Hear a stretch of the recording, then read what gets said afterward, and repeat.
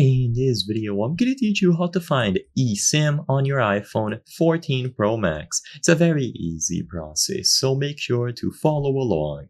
In this video, I'm going to teach you how to manage the eSIM options on your iPhone 14 Pro Max. Keep in mind that this is also going to work for any other iPhone model that you have, so these steps are going to be absolutely the same.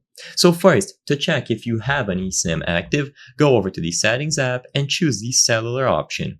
You will either see cellular or something related to mobile data, but this is what it looks like.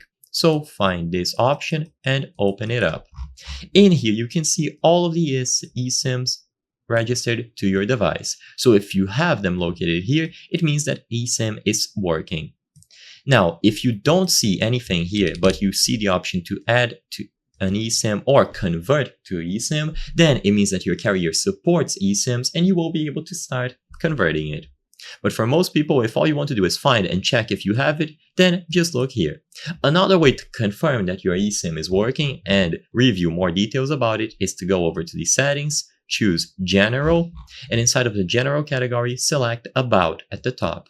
Once you go to the About page, scroll all the way down and you will have a category dedicated to eSIM. So you can see your network, your carrier, and then the IMI and ICCID numbers. So note these down if needed, and if you have these options plus the eSIMs when you went to the cellular category, it means that eSIM was properly set up on your iPhone 14 Pro Max and you are ready to use it.